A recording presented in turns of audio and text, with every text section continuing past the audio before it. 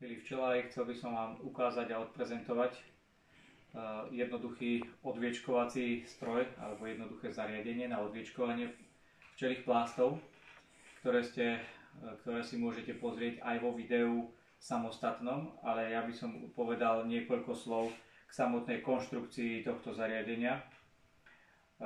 Zariadenie, ktoré sme vyrobili, nie je úplnou novinkou, ale je inovované a doplnené, takže veľmi dobre slúži a dokáže pomôcť pri odviečkovaní plástov pre včelárov, ktorí majú aj väčšie počty včelstiev.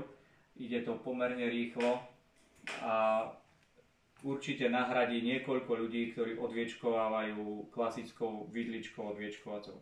Vyrobené toto zariadenie je z jednoduchej kovovej konštrukcie, ktorá je ošetrená špeciálnou vypaľovacou farbou, čiže je aj bez problémov vhodné použiť ju na styk s potravinami a samotné časti tohto zariadenia, ktoré prichádzajú do kontaktu s medom, sú z antikoru. Čiže táto časť plech a samotné hroty sú antikorové.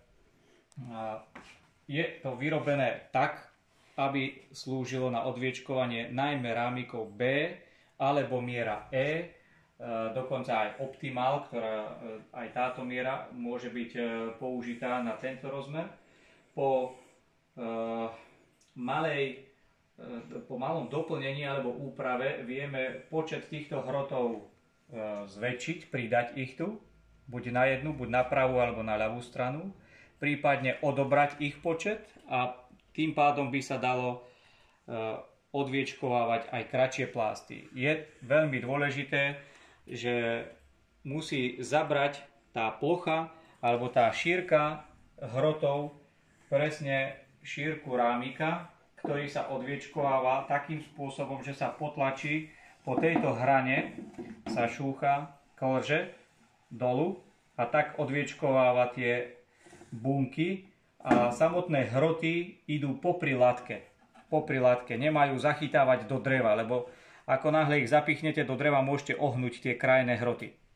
To je ďalšia vec, ak sa to stane a náhodou sa poškodia tieto krajné hroty, dajú sa veľmi ľahko odmontovaním vymeniť tie hroty buď zprava alebo zľava, aby boli opäť nepoškodené. Pretože to sa môže pri odviečkovaní stať, treba dávať trošku pozor a je to samozrejme otázka praxe.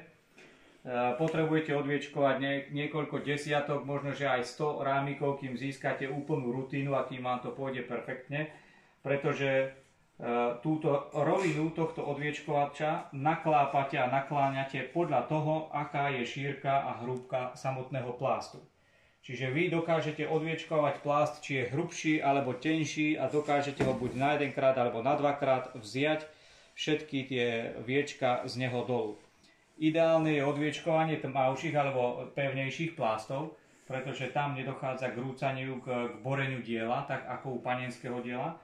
Pri panenskom diele je potrebné časté čistenie hrotov, vidličkou odviečkovacou zoškrabnúť všetky tie viečka, ktoré sa tam hromadia o túto časť, poutierať, aby boli tie hroty neustále čisté a vtedy sa dajú aj panenské plásty týmto zariadením odviečkovávať, ale ideálnejšie je, keď sú pevnejšie a stabilnejšie, vtedy je možné odviečkovať aj súvisle a samotné viečka padajú potom dolu do pripravenej nádoby, prípadne po každých 2, 3, 5 rámikoch zhrniete viečka dolu. To už človek zistí vlastne zo samotnej praxe pri práci. No, takže vieme k tomuto zariadeniu dodať aj samotnú bedňu plastovú nádobu, do ktorej padajú odviečkovance. Táto nádoba je taká univerzálna, ktorá sa dá použiť aj na prenášanie rámikov, nemusí slúžiť len na to, čo sme ukázali tu, ale po pridaní líšt a vrchnáka môže slúžiť na prenášanie rámikov. Je to nádoba na 8 plástov. Je to veľmi dobrý potravinársky plast.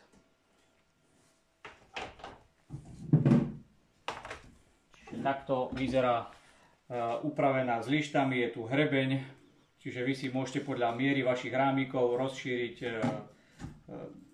nádobu, rozšíriť vlastne držiak tých plástov podľa toho, ako potrebujete, pretože má urobené tam zarážky a viete to takto vlastne jednoducho použiť. Takže je to taká multifunkčná bednička, ktorá nie je nutné, ale ak by bol záujem, je možné ju tam použiť.